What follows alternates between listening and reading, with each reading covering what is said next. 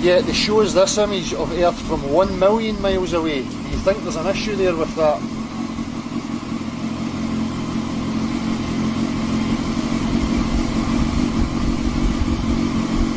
If you were standing on... Yeah, definitely, yeah. Because why is it further away? Yeah, it looks like our moon. Yeah. If the Earth was 4 times the size of the moon and we were standing on the moon, the Earth would be huge in our visual range. True. Okay, yeah, cool. Is that NASA as well? Yeah. So here we have, this is called the Danyang Kunshan Grand Bridge, China. It's 102 miles long, and it has been built without any curvature taken into account of the Earth. Nothing that we construct is ever accounted for. We don't account for curvature on anything we construct. Over 102 miles, the curvature calculator tells us that we should be seeing, for the first mile we have 8 inches of curvature, and then every time after that it's squared. So, you know, the curvature calculator is 8 inches times the mile squared. So over, you know, you can see that you have here, you would have 6,990 foot spherical drop from one point to the other if the Earth was a globe. Because if it's a globe, it must have measurable curvature. I see what you're saying. But we don't have any measurable curvature. So they just build that straight then? Of course. So based on the science, they should have had to make it curved. Okay, yeah. But the water, we know that the water is flat and level everywhere we go. There is no curvature. Okay. But people are so stuck because these institutions like NASA shows these images. Yeah. But observable reality is telling us something different. So would you trust your own senses over an institution like NASA, or would you ignore your own senses and trust NASA? Well, when I come to think about it, you would have to trust your senses, wouldn't you? Well, you wouldn't be standing here dressed and you know, with your hair fixed and your shaved. You know, you'd have cuts everywhere, and if you couldn't trust your senses. It's this.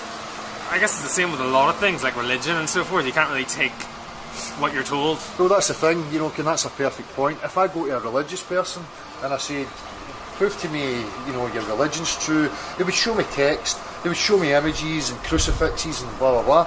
So, you know, that for me is no actual proof. Yeah. So when I say to somebody, show me a practical example of a body of water and how it conforms to the exterior of a shape, and they can't show me that, then for me that's religious. It's the same thing. If I can't recreate the claims that are made, then why should I believe them? You know? And at the same point, you know, I should ignore my senses and believe, like, say, Catholics, because they have a crucifix and some text. You know, that doesn't constitute scientific proof in that. Would you agree with that? I would agree, yeah. So, do you fly? I do, yeah. See, when you're on an aeroplane, you know, and you look out the aeroplane, have you ever saw curvature? No, I think I was right, yeah. Where is the horizon? The horizon? Well, it's always in the distance, right? At your eye level? Yeah. So if we were standing on the sphere and we took off from the sphere and we started to come up, the horizon should be lowering. Oh, yeah, away that's in every direction from us. Does that happen when you get to a certain altitude or not? Well, there's high altitude balloon footage of 121,000 feet and the horizon's eye level and perfectly flat. Oh, is it? Okay. Yep. Yeah. I'll show you the... It is on flights, it is flat. Yeah. So and that's the point. If you're on an aeroplane, say you're going from the UK here, where am I? Where is the UK? I've lost it. If you're on the UK and you were travelling, I mean, where was the most recent place you travelled to? No, I haven't been on many holidays. I went to Dubai not too long ago. Right, so Dubai, we're over here. So you can see, you know, this huge curvature from Dubai. Yeah. Now a plane travelling at 500 miles per hour, and again, if you apply the curvature mathematics to it, it would have to be dipping its nose down and accounting for the curvature to fly and keep with the ball all the way on. Have you ever experienced being on an aeroplane with the nose dipped down as it flies? Never. Only when it's landing, right? Right. So it takes off and it flies parallel and flat until it's coming to land. But unfortunately, if you lived on a ball, it would have to take account the curvature, because if it was lying parallel here and it took off and it's kept flying straight, what happens? It's going to go in another direction, right? Off out into... Yeah. Oh, off out into space, right? It'll be like there. Yeah. So it would have to keep with the earth to go around. So this is, you're aware of the high altitude jump that, it's meant to have been the highest jump from a balloon. I can't remember the Felix Bogmatter, I think his name is. I know the guy, Red Bull guy. Yeah, and you can see here he's at 128,000 feet, right? Yeah. Now, that curvature that we're seeing, if you were to continue that, that Earth is not very big at all. Based at 128,000 feet, I could travel on my motorbike, I could get round that Earth in a couple of hours, based on the size of it. You can see here it's more pronounced, the curvature. This is from inside without a fisheye lens. Before he goes outside, he's got fisheye lenses on his GoPro cameras. This is a wide eye lens, a wide angle lens that's in here, and the horizon's perfectly flat. So, are you aware of a GoPro lens? Not really. I know I've heard of them, but I don't know. GoPro lenses curve. Oh, everything, I see. So you get a wider view yeah. in. So when you go up high, and it only works with a flat horizon, it's that if it's looking straight on, you'll get the curvature. If it starts to bounce, you'll get the horizon going convex, concave, convex, concave, and it'll bounce. I see.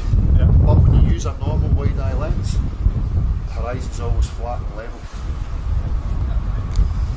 If I show you these images, this is from 1978 and this is from 2012. This is America and this is also America. Do you see a problem with that?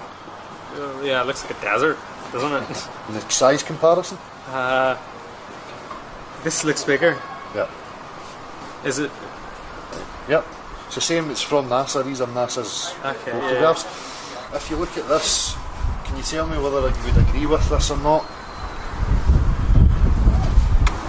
So you agree that the top two would be reality? Yeah. Yep. You think that's reality? It would find a way to be flat if it was put in there, but I'm here. I'm not too sure. I've never seen it like that. Yeah, what it's showing you here is the ground underneath. So if you were in, say, a swimming pool and you put a shape under the water, would you see the shape of it on top of the water? No, of course you wouldn't. Of course you wouldn't. So that's, again, we know that this is reality, right? Now, in order for it to be a globe, this would have to be reality. But it's not. Do we trust our natural observations, or do we throw them out and trust the images?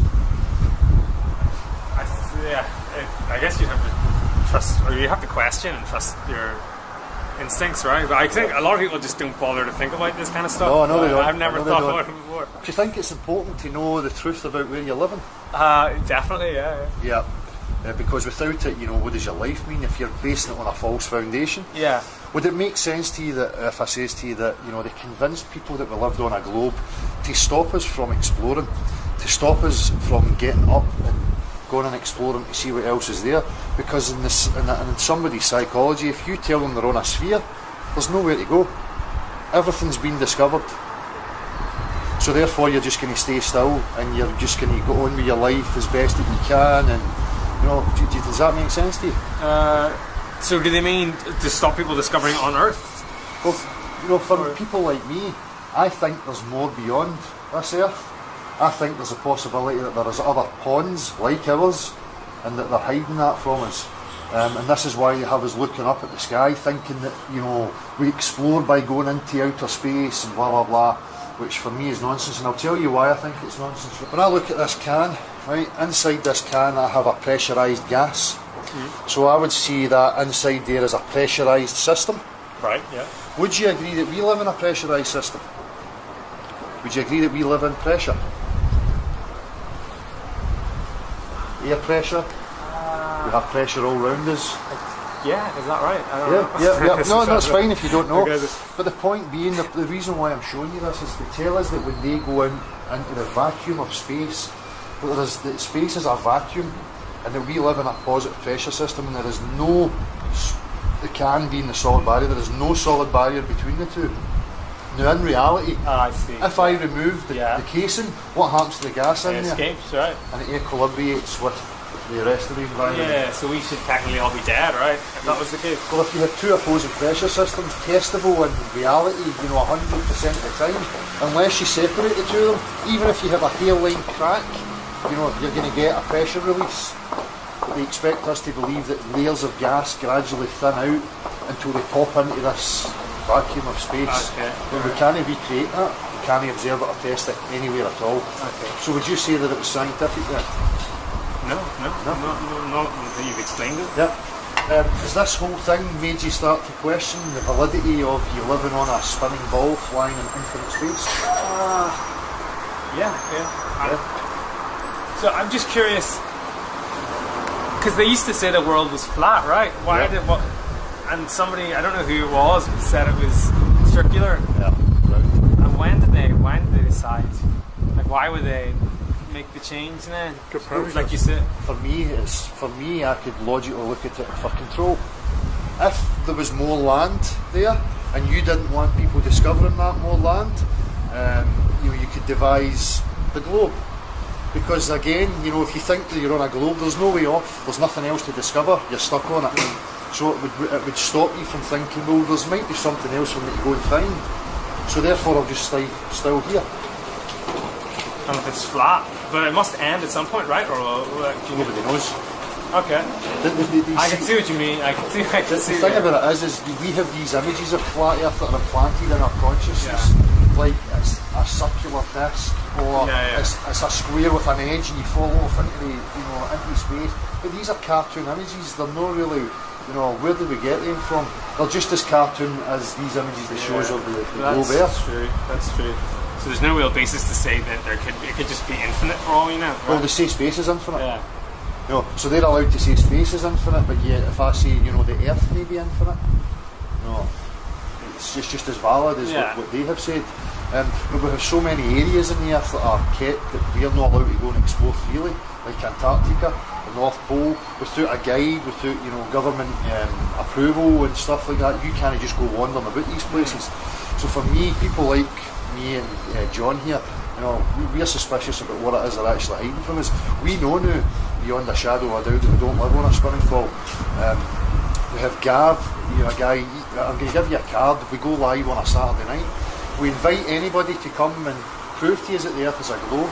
We have guys like Gav, who's an honours degree graduate in maths and physics from Glasgow University. He knows that what they told him is nonsense. Okay. And you have so many people like that new coming forward and starting to question and really ask questions. And really that's all we're doing, we're asking questions. But since we started that, we've found that there's so many organisations on social media who are there to try and stop us from questioning it. We get so much opposition, we get so much, and it's not like logical discussion. There's never any scientific proofs. It's just name calling and ridicule, and which is obviously a logical fallacy. Yeah. It's no, science is objective. It doesn't need to be an argument. We don't argue about the natural world. We can only, observe it and measure it. So, do you think you would look into it after today? Yeah, I would definitely read about it and see what the situation is. Yeah. I've never thought about it before. Thank you. So is this used for, what's this used for? Is it are you doing a study or something? Well, I've been doing this for 2 years now. I started off just doing my vlogs talking about it, and then I adapted it into a live thing.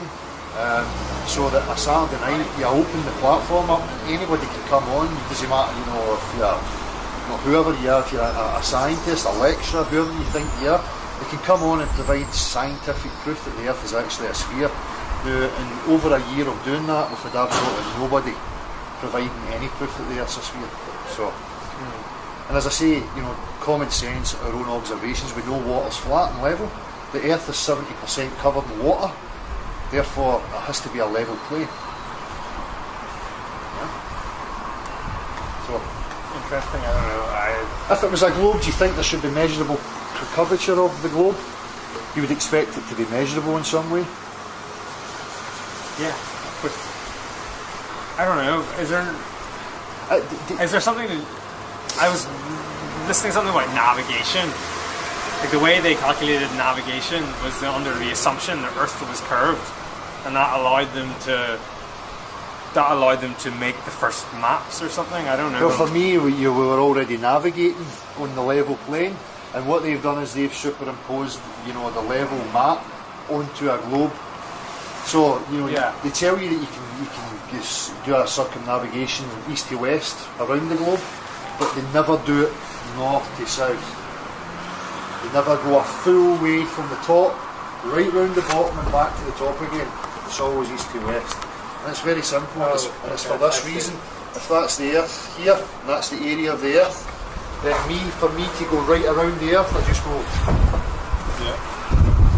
And I end up back where I started. Okay. But to go north to south, I would have a problem. Yeah. If I was just to go straight across, because if I keep going, I'm just going to go and I'm away from the Earth now. So in order to give you the illusion that it's a ball, you go round.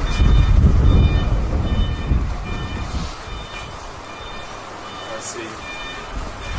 I kind of did. This is the thing. If you forget about anything that I've just said to you, and I started afresh and I says, why do you believe you live on a globe? What would your reasons be? Yes, because I've been told. So, And that's the same for us. You got us when we were kids, before our critical thought started, and they told us that that's the fact, and everybody else just believed it. So therefore, we'd put it at the back of our minds and we don't question it ever again. And then we'll just believe, whatever they're telling us. Until you get to a point like today, where somebody's actually making you question it, and you can see the absurdities right away, and the contradictions. So basically that was, that's all we could have hoped for, was to get an honest answer from you and hope that, you'll go and question it now. Well, that's really. So you got a YouTube channel? Yep. With a Beyond Library, or is that the name of the channel? I'll watch some of your videos. All that they serve you are opinionated views. Don't switch on my TV, 'cause all they do is lie.